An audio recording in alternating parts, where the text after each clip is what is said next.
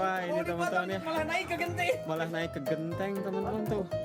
Masya Allah. Seekor domba kurban kabur naik ke atap rumah warga di Desa Mekarjaya, Cianjur, Jawa Barat. Sana yuk. Aduh, Domba jantan ini akhirnya bisa dievakuasi warga menggunakan tangga bambu. Domba diduga kabur karena panik melihat kerumunan anak-anak. Digotong. Gotong ya. Kabinnya mlebu sumur lur. Di Banjarnegara, Jawa Tengah, seekor sapi kurban terlepas saat diturunkan dari truk dan terperosok masuk ke dalam sumur sedalam 10 meter di Kelurahan Kuta Banjar.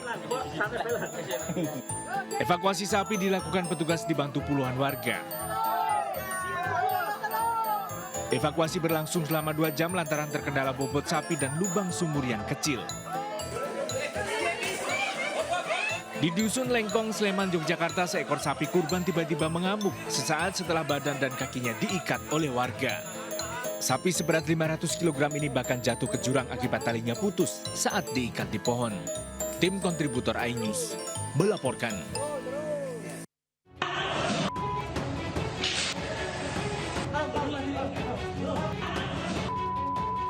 Mobil ini dikejar sejumlah petugas keamanan dan pengunjung mal di Kota Bandung, Jawa Barat. Pelaku berupaya kabur usai kepergok berbuat asusila di area parkiran mal. Mobil baru berhenti di lantai 1 setelah sempat menyerempet sejumlah mobil lain yang terparkir. Aksi pelaku ini diketahui saat petugas keamanan mencurigai mobil. Saat didekati, pelaku langsung tancap gas. Pada saat itu, petugas parkir kami sedang keliling untuk mencek area dan ditemukan ada mobil yang sedang menyala. Tiba-tiba langsung kabur si mobil tersebut setelah didekati. Betul. Itu waktu melarikan diri sempat nabrak petugas atau nabrak kendaraan lain? Sebenarnya bukan nabrak ya, tapi lebih ke nyerempet. Dugaan tindakan asusila ini nekat dilakukan sore hari saat lokasi ramai kendaraan lalu lalang. Dari Bandung, Jawa Barat, Ervan David, iNews melaporkan. Pemirsa, Polda Jawa Barat hari ini memeriksa keluarga 4 terpidana kasus kematian Vina dan Eki. Sementara itu, kuasa hukum dan saksi dari terpidana kasus kematian Vina dan Eki akan mendatangi Komnas HAM dan Ditjenpas Kemenhukam Jakarta.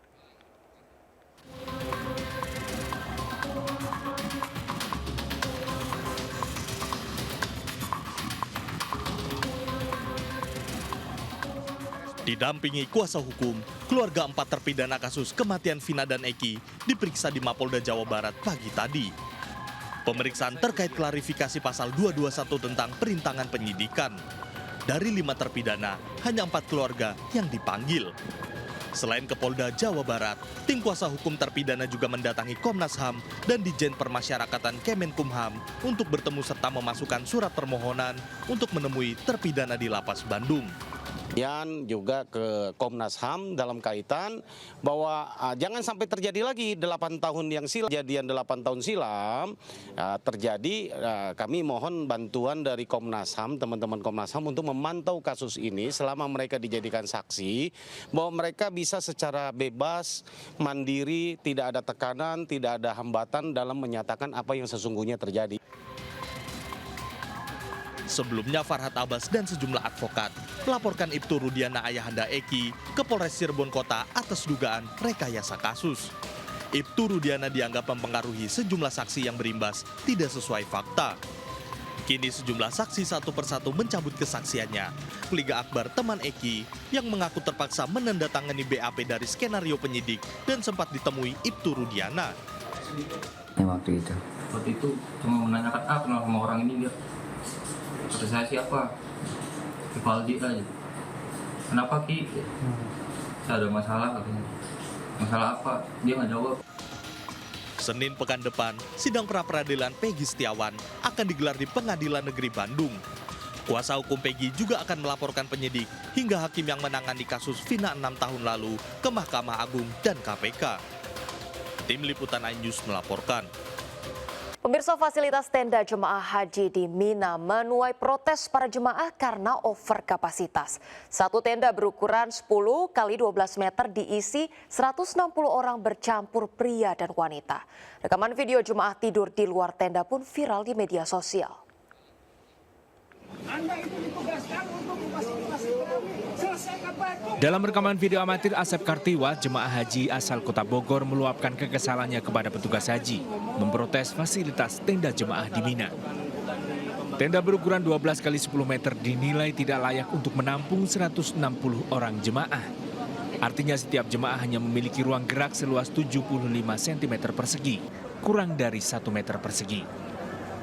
Karena di dalam tenda bercampur antara pria dan wanita, banyak jemaah pria memilih tidur di luar tenda. Usai video protes jemaah viral, dilakukan mediasi antara Asep Kartiwa dan petugas haji. Ini merupakan pembelajaran untuk perbaikan di kemudian hari.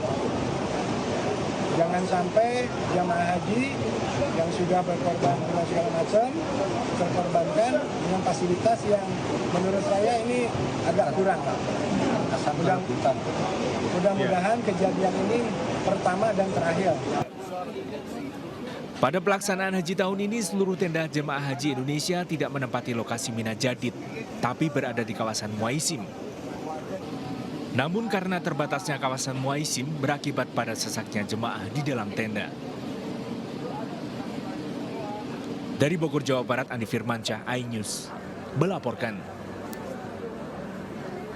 Ya pemirsa, kondisi 160 jemaah haji Indonesia yang tidur berdesakan di tenda di Mina sangat memprihatinkan. Padahal biaya haji reguler naik 3 juta rupiah dibandingkan tahun lalu. Dan sudah ada Haji Denny Kurniawan di Mekah, Arab Saudi tersambung bersama-sama dengan kita. Baik, selamat siang Pak Haji Denny. Boleh diceritakan fasilitas tenda jemaah sewaktu mabit di Mina? Apakah ada kekurangan fasilitas tertentu? Silakan dengan laporan Anda. Ya, Assalamualaikum warahmatullahi wabarakatuh.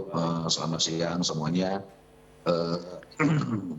Kondisi pada waktu itu antara ruangan atau tenda yang kami tempati emang tidak sesuai dengan antara luas dengan jumlah yang mengisi di dalam tenda gitu ya, Bu. Jadi menyebabkan hal itu menyebabkan adanya ketidaknyamanan untuk semua jemaah. Nah, jangankan untuk kita tidur terlentang, ya pada akhirnya kita semua untuk duduk pun bertumpuk-tumpukan gitu, Bu.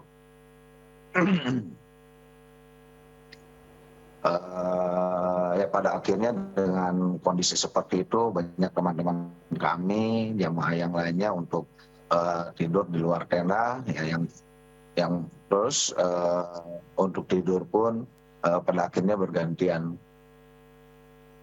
Kira-kira sekitar ya kurang lebih 2 jam sekali lah kita berdiam. Yang pasti yang penting pada waktu itu pikiran kita supaya semuanya bisa istirahat dengan nyaman gitu, Bu. Ya. Baik, terima kasih banyak Haji Denny Kurniawan dari Mekah, Arab Saudi. Kami tentunya di sini berharap bahwa kondisi akan kian kondusif begitu dan fasilitas tentunya disiapkan dengan secara maksimal oleh pihak-pihak terkait. Baik, salam sehat. Haji Denny, terima kasih banyak telah bergabung bersama kami. Pemirsa, bertolak belakang dengan jemaah haji Indonesia, jemaah haji asal Korea mendapatkan fasilitas tenda istimewa selama di Mina.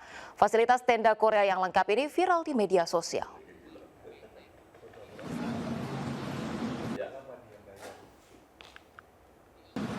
Memasuki tenda, terhidang aneka makanan kecil dan buah-buahan di sebelah kiri dan kanan jalan menuju tenda. Di dalam tenda, jemaah khusyuk membaca Quran. Jemaah haji asal Korea ini juga tidak berdesak-desakan. Masing-masing jemaah disediakan kasur tebal. Selain mengaji, jemaah bisa nyaman beristirahat menunggu waktu lempar jumroh. Memasuki sisi belakang tenda, biasanya digunakan jemaah untuk berkumpul sambil menyantap makan siang. Di tempat ini juga disediakan kulkas untuk es krim. Melihat kemewahan tenda haji negara Korea ini, warganet bahkan menyebutnya sebagai mabit rasa glamping atau camping mewah.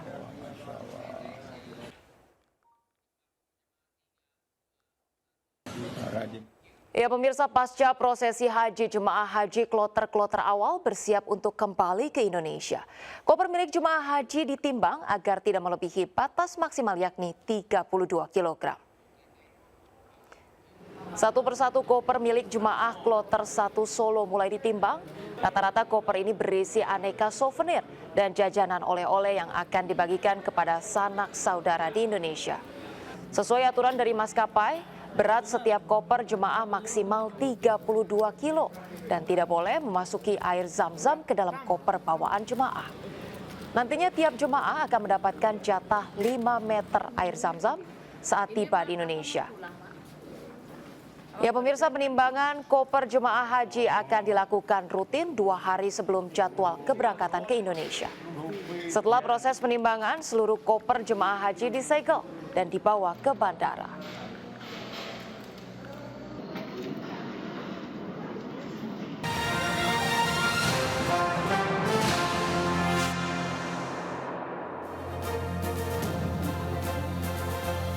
Pemirsa, terima kasih Anda masih bersama kami.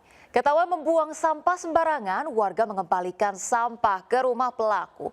Sementara alamat pelaku diketahui dari bungkus paket bekas. Warga mendatangi rumah seorang warga di Desa Tanjung Sari, Sumedang, Jawa Barat. Warga melempar dan menghamburkan sampah ke rumah Ferawati. Video ini viral di media sosial. Pemilik rumah ternyata kedapatan membuang sampah sembarangan. Padahal warga telah memberi peringatan larangan buang sampah sembarangan. Namun tidak diindahkan oleh pelaku. Memohon maaf kepada pemerintah Desa Cinanjung, pengurus TPS tidak. Pemirsa, di hari Idul Adha, MNC Land dan MNC Peduli melaksanakan penyembelihan hewan kurban untuk masyarakat Desa Wates Jaya, Cigombong, Jawa Barat. Partai Perindo bersama dengan Kadin Jakarta Timur juga menyalurkan hewan kurban pada masyarakat yang membutuhkan.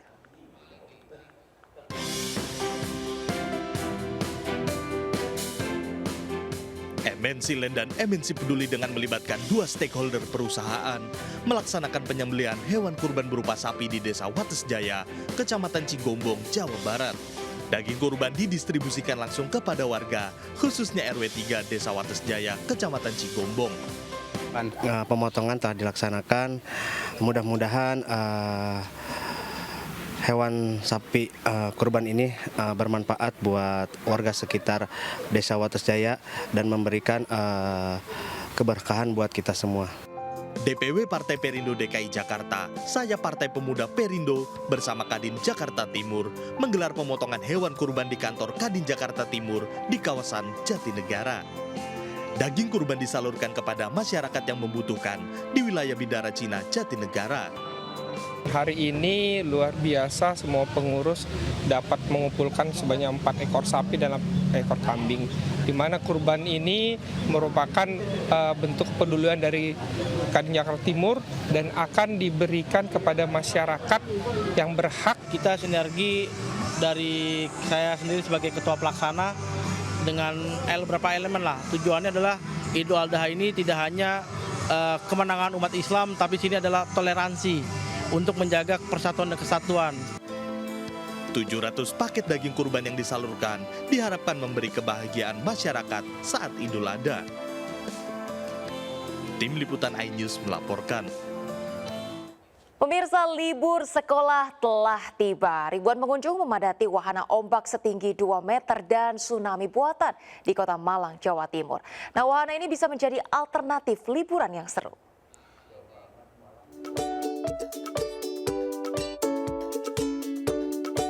Seru-seruan menikmati kolam arus.